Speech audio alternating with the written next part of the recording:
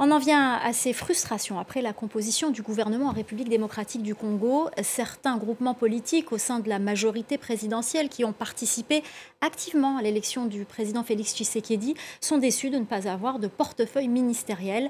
C'est dans ce contexte que le gouvernement s'est réuni pour la première fois. Les précisions à Kinshasa d'Aurélie Bazara-Kibangula. C'est une réunion de prise de contact qui a pour objectif de discuter de la feuille de route des semaines à venir. Le gouvernement s'apprête donc à se mettre au travail alors qu'il est contesté par certains regroupements politiques de la majorité. Selon eux, la première ministre n'a pas respecté le principe selon lequel un regroupement ayant au moins 10 députés élus devrait obtenir au moins un poste ministériel. D'autres évoquent le manque de représentativité géographique, comme par exemple la province du Maniema, qui sans portefeuille se sent flouée.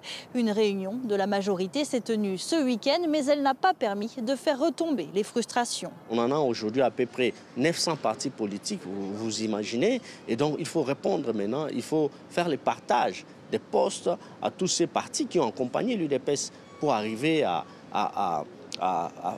consolider aujourd'hui son pouvoir. Et donc l'UDPS malheureusement n'est pas en mesure de répondre à toutes ces demandes-là de ses alliés.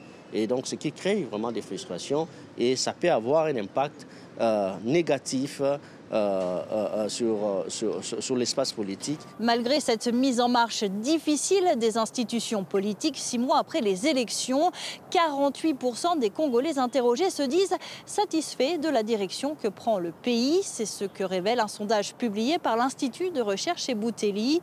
Concernant la situation économique, qui est l'une des priorités affichées du gouvernement, 63% des sondés s'attendent à ce que leur situation s'améliore au cours du second mandat du président Tshisekedi, malgré la chute du franc congolais et des prix qui s'envolent.